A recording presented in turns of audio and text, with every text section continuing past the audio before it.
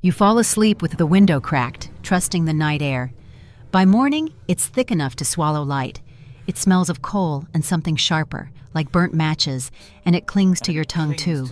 Your eyes sting, then stream, as if the city is rubbing grit into them. You cough once, then again, until your ribs ache and your breath sounds wrong. Outside, the curb vanishes, then the road, then the people. Buses creep at walking pace. Sirens fade. Footsteps turn back. In kitchens and wards, lungs fill faster than help can arrive. How could a modern capital suffocate just overnight? It wasn't a ghost story. It was London, December 1952. The newspapers would later give it a name, the Great Smog of London. But on the first morning, it arrived like something ordinary, just another winter fog rolling off the Thames, until it didn't leave. It settled low, thick, and yellowed, turning every lamp into a dull halo. It swallowed street corners whole. A person could be 10 steps away and vanish. Drivers leaned out of windows, feeling for the curb with their hands. Bus conductors walked ahead with lanterns, guiding vehicles like ships through a wreck. And London was not some fragile village waiting to be stunned by nature. This was a modern capital. Electric lights, underground trains, hospitals, telephones, cinemas, factories. A city that ran on schedules and momentum. A place built on the assumption that tomorrow would look like yesterday. But the smog rewrote the rules of movement first. Buses stopped routes mid-street. Trains slowed, then stalled. Ambulances crawled, then couldn't find the door they were searching for. At intersections, horns called into the murk and got no answer back. Theaters canceled shows because audiences couldn't reach the entrance. Football matches were abandoned because no one could see the far end of the pitch. Even the river, London's spine, seemed to disappear, as if the Thames had been erased with a dirty cloth. Schools sent children home early, then stopped opening at all. Police officers walked arm in arm to keep from losing each other, their whistles useless in air that swallowed sound. Shopkeepers taped cloth over door frames, only to watch the haze seep through anyway. In the markets, meat and bread tasted of smoke, as if the city had begun to eat itself. In daylight, you could hold your hand out and watch your own fingers dissolve. And then came the second rule the smog rewrote: breathing. People did not catch this disaster the way you catch a cold. You didn't need bad luck. You didn't need to touch the wrong doorknob or sit beside the wrong stranger. The threat was everywhere at once, poured into the city like water into a sealed room. The air itself had become infrastructure, and it had failed. Every household fire, every chimney, every soot-stained boiler was still doing what it always did, burning coal to fight the cold. Every car and bus was still trying to run. And above them, the weather did something quiet and cruel, pressing down on the city like a lid. The smoke had nowhere to rise, so it stayed where people lived. Once that trap formed, the smog wasn't a backdrop. It was a system. It didn't strike one street and spare another. It moved through every gap, every doorway, every lung. Within hours, London wasn't just covered, it was occupied. Hospitals began to fill with people who looked like they'd been pulled from deep water, blue-lipped, gasping, exhausted from the simple work of staying alive. Pharmacies ran out of expectorants. Nurses wiped blackened mucus from faces and watched it come back. In some neighborhoods, the sound of coughing became part of the city's night noise, steady as traffic used to be. And still, the smog kept coming, day after day, thicker, dirtier, more confident. Because this was not an incident. It was a chain reaction.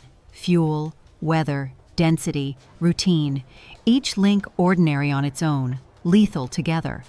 A modern city didn't collapse because it lacked technology. It collapsed because it depended on a single invisible thing it could not control. The Great Smog wasn't simply something London was inside. It was something London was breathing. But the fog itself was only the surface. What people didn't realize, at least not at first, was that London had been practicing for this for years. Not the choking, not the dying, but the acceptance. For generations, pea soup fogs had been part of the city's personality, almost a kind of weather folklore. You could curse it. You could laugh about it. You could complain that your coat smelled like soot again. And then you would light the fire anyway, because winter still came and homes still had to be warmed. After the Second World War, that routine hardened into necessity. Britain was rebuilding, money was tight, fuel was fuel, and the cheapest, most available answer was coal. Often low-grade, high-sulfur coal, the kind that burned dirty and left a greasy film on windows by morning. So the city learned to live inside smoke. You could see it on the bricks, darkened layer by layer. You could taste it in the tea if the kettle sat too long. You could feel it in your throat on the walk to work and call it normal. This is how danger becomes invisible, not by hiding, but by repeating. Because London in the early 1950s was not a place stuck in the past. It was modernizing fast. The underground still carried crowds. New housing rose from bombed lots. Shops filled their windows again. Radios played in living rooms. The city was trying desperately to become bright and ordinary. And that's what makes the Great Smog so unsettling.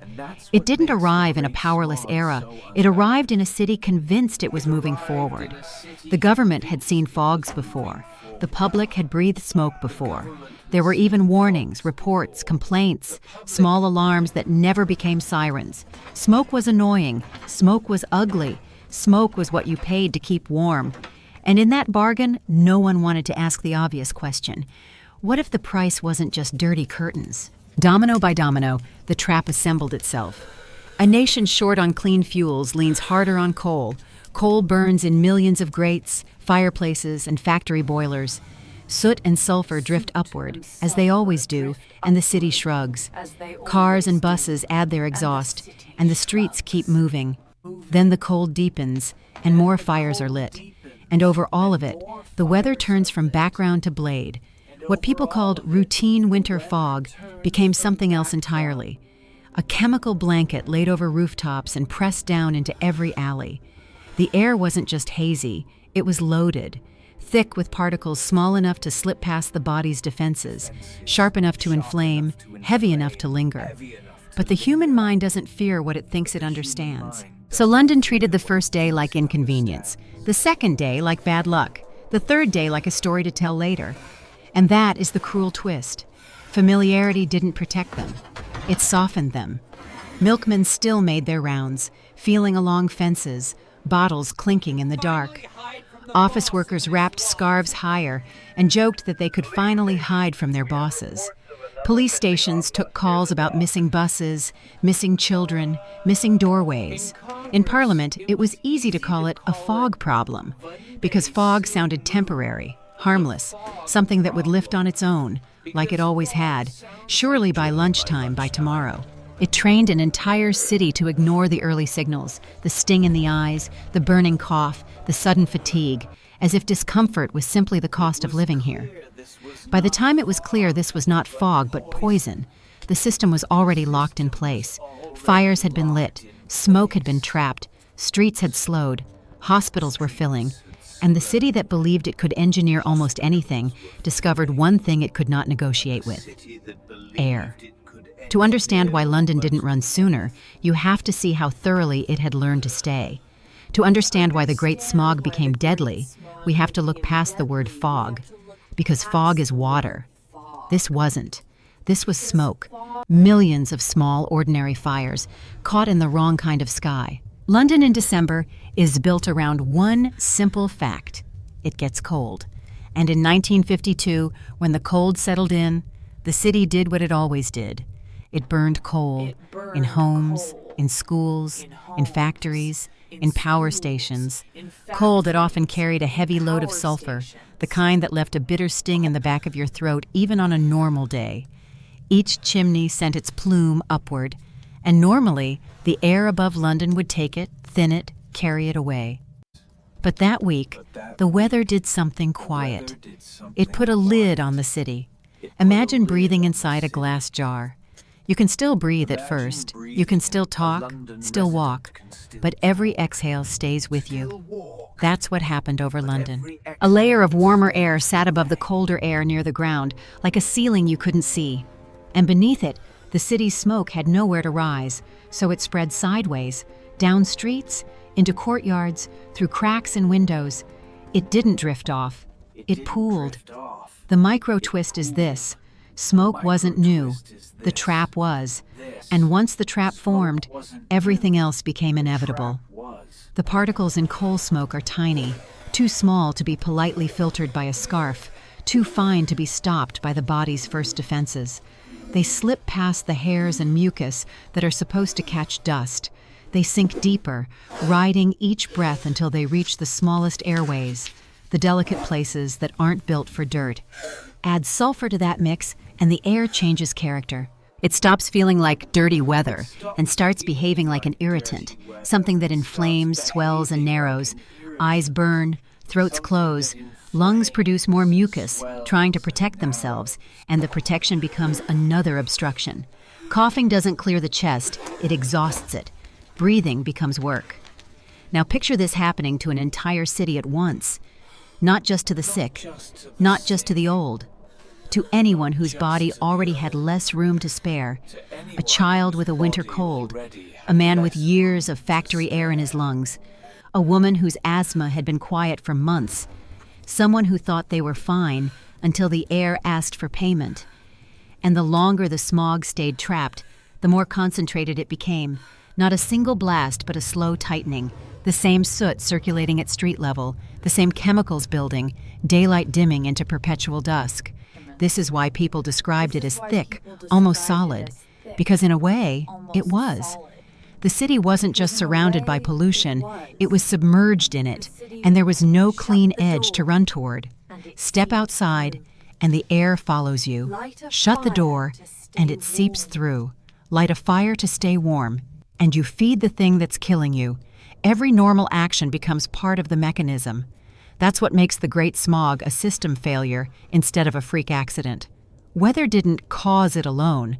Coal didn't cause it alone. London's density didn't cause it alone. But when the lid came down, all of it snapped together like a lock. And then, hospitals began to fill. The first patients didn't arrive as a wave. They arrived as a trickle. A man who couldn't stop coughing. A child whose winter cold suddenly sounded like drowning. An older woman who sat upright all night because lying down stole what little air she had. And then the trickle became a line. London's hospitals were built for emergencies, train accidents, infections, the usual winter surge. They were not built for a city where the emergency was everywhere at once. Doctors could treat a body. They couldn't treat the sky. Nurses could clear an airway. They couldn't clear an entire street. So the wards filled with the same story, repeated in different faces. Tight chests, burning throats, blue lips, breaths that came shallow, fast, and frightened. People coughed up mucus stained dark, as if the city had moved inside them and left soot behind. Some arrived walking, insisting they'd be fine, apologizing for the fuss. Others were carried. Some never made it past the waiting room. Outside, the smog made every ambulance trip longer than the illness would allow. Drivers couldn't see house numbers. Streets that should have been minutes apart turned into slow searches through blindness. On foot, relatives guided stretchers by touch, hands sliding along brick walls, counting steps, feeling for doorframes. The city's layout, normally a map you could trust, became an obstacle course in the dark. And while hospitals struggled to keep up, the rest of London began to change its behavior in small, grieving ways. Shops opened late or not at all. Markets emptied. People stayed inside, not because they were told to, but because the air outside felt like punishment. In the evenings, you could see the glow of fireplaces through curtains and understand the terrible arithmetic of it. Warmth meant more smoke. But cold was its own threat. Families did what they could. They sealed windows. They stuffed towels into gaps. They put wet cloths over mouths. They hoped. And the deaths kept coming. Not with the drama of explosions, but with the quiet repetition of paperwork. A new certificate, a new call, a new bed that needed to be stripped. The morgues began to crowd. Funeral directors struggled to move through streets they could barely navigate. Coffins waited. Gravediggers worked through fog so dense it erased the edges of the world, as if even the ground wanted to hide what was happening above it. There is a particular kind of horror in a disaster you can't photograph clearly. No burning building, no crater, no single moment you can point to and say, there, that's when it happened. Just ordinary rooms, ordinary beds, ordinary people whose lungs ran out of space. And because it looked ordinary, it was easy at first to tell yourself it couldn't be that bad. It was just a fog. It would pass. London had seen worse. But what the city was witnessing was not inconvenience. It was mass injury. Every hour the lid stayed closed, more lungs inflamed, more hearts strained. More people, especially the very young and the very old, lost the fight that no one had realized they were in. The cruelest part is that many didn't die in the street. They died at home, in rooms made familiar by routine. They died with the window shut, thinking they were safer. They died after finally making it to a hospital, believing help had arrived in time. By the time the fog lifted, the damage was already done, and only then could London see the outline of what it had lived through, because only then could London see anything at all. When the smog finally broke, London didn't celebrate. It blinked. People stepped outside and stared at familiar buildings as if they had returned from somewhere else. The same streets, the same buses, the same river, reappearing like a memory. And yet nothing felt the same, because now the city understood what had happened in those missing days. Not just that people had died, but that a modern capital had been brought to its knees by something it had been breathing for decades. In the weeks that followed, there were inquiries, arguments, headlines, and a slow, uncomfortable realization settling in behind the grief. This wasn't a bolt from the blue. It was the bill coming due. The smog hadn't introduced a new threat. It had simply concentrated an old one until no one could deny it anymore. And denial had been the real fuel. Because for years, smoke had been treated as background, an accepted stain on the price of warmth and industry. A nuisance you could wipe off the windows. A smell you could hang your coat outside to lose. Something you could joke about, because the alternative was admitting you lived inside a hazard. But after 1952, that story became harder to tell. London had looked directly at the cost. And so the system began to change, not overnight, but deliberately. The government moved toward regulation that would have seemed unthinkable when smoke was still considered normal. The Clean Air Act of 1956 didn't erase pollution from the world, but it did something more radical. It made clean air a public responsibility, not just a private problem. It targeted the everyday sources, the fireplaces and domestic coal that had warmed millions of homes. It created smoke control areas. It pushed cleaner, smokeless fuels. It reshaped what people burned, where they burned it, and what a city was allowed to pour into its own lungs. This is how a disaster becomes policy, the same way it became a tragedy, link by link. A catastrophe forces attention. Attention forces measurement. Measurement forces accountability. And accountability, if it holds, forces change. But there's another legacy that isn't written in law. It's written in memory. The Great Smog lingers as a warning about how easy it is to mistake familiarity for safety. How a city can learn to live with a low-grade emergency so long that it stops recognizing it as one. How normal can be a story we tell ourselves, even while the evidence is coating our walls, our clothes, our lungs. And that's why this event still unsettles people who weren't even alive to see it. Because the mechanism is not trapped in 1952. It's timeless. A system can injure you quietly for years, as long as it does it slowly enough. It can make you adapt.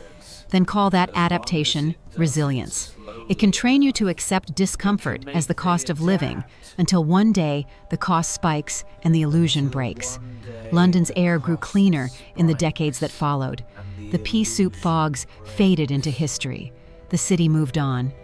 But the question remains, hanging in the cleared space the smog left behind. How many of the dangers we live with right now are only invisible because they've always been there?